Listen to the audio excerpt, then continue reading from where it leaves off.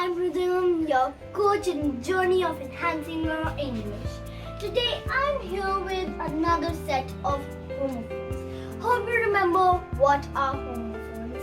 They are words with the same sound but have different spellings, meanings and different usage. So today I'm going to be covering there, and there. Even though these three sound the same, they have different spellings, meanings and usage, and that's what leads to common errors.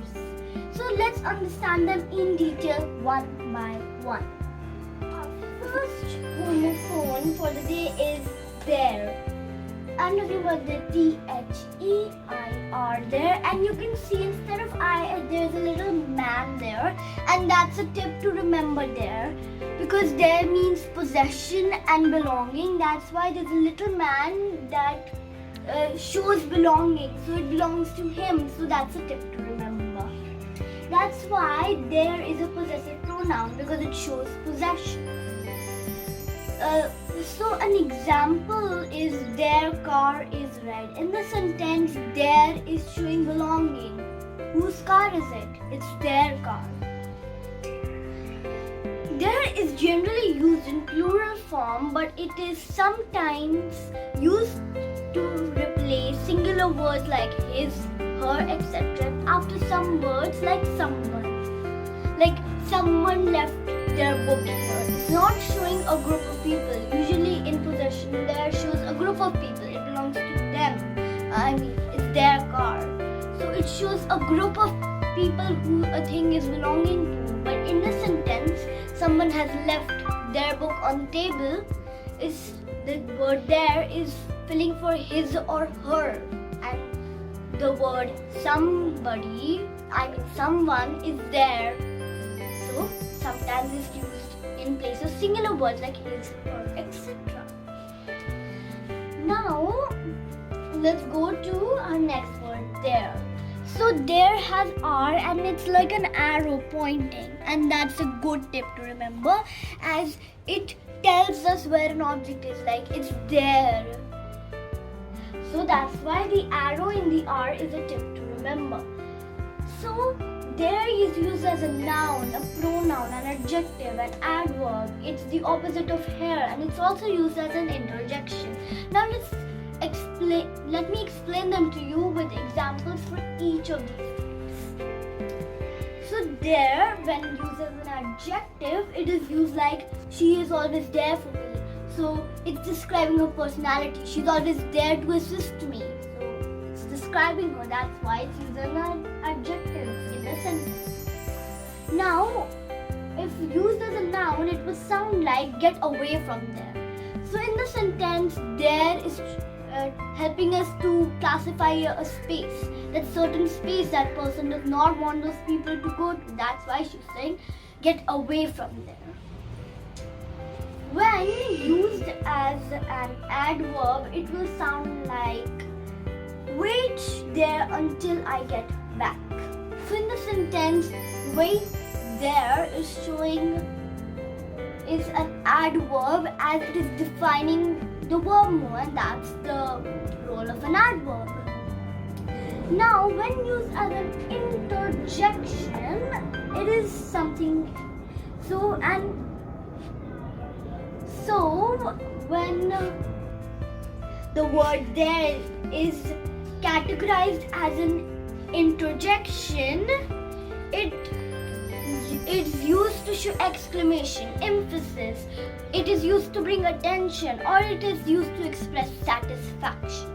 So when used in a sentence, an interjection in the form of there would be like there. It's finished now. So in the sentence, there is showing like relief and like emphasis, like it's done. There, it's done. Finally, it's done. So now let's move on to when it is used as a pronoun. So when it's used as a pronoun is like he, she, her, his, like that. So when used as a pronoun, it will be like hi there. So it is used in place like hi there is used in place like she, he, and in place of somebody's name, like hi Sam. If I say hi Sam, I can also say hi there to like use there. So basically the word there in hi there is used as a pronoun, as it is helping us to identify an indefinite person, as we don't know who the person is. So as we don't know who the person is, we just say hi there. Now the opposite of hair. So the opposite of hair, it's one of its definitions, but it can also be transformed into a tip. So there has the word here inside it, and it's the opposite of here, so that's a tip to remember. Now let's go to our next one, there. So there's comma is like an A, and it's the contraction of they and are. That's why that little A comma out there is used to help us understand that it's a contraction of they and are. The moment you see the comma, make it into an A. They are. So they are is a contraction of they and are.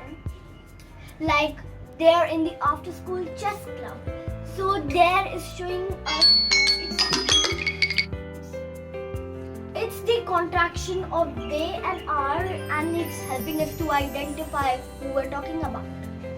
Another example is they're great at maths. In the sentence, there is a contraction of they and are is helping us to identify the person who we're talking about, who is great at maths. They're great at maths.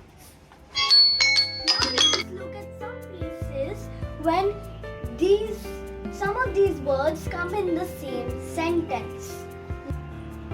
The boat over there is their boat. In the sentence, first we have this there, this one. So it's showing that where the boat is, it's there. Then the second there, which is this there, remember the little man? It's showing possession, whose boat it is. It's their boat. So the boat over there is their boat. So the boat over there is their boat. Another example is their lockers are right over there. So there is showing possession. Whose lockers? Their lockers. And where they are? They're right there. So now let's do a small recap on what we learned today. Homophones are words with the same sounds but have different spellings, meanings, and usage. There means the opposite of hair. There means belonging or possession. There is a contraction of they and are.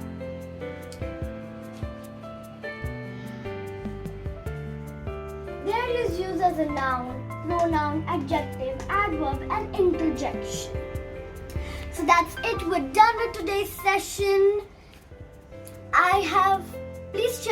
Please subscribe to my channel and check out my other programs. We have Tangram programs, vocabulary program, grammar program, and a new one, art tutorials. So I'll be back real soon with another set of confusing homophones. Till then, stay home, stay safe, learn with rhythm anywhere, anytime. Goodbye everybody and have a good day.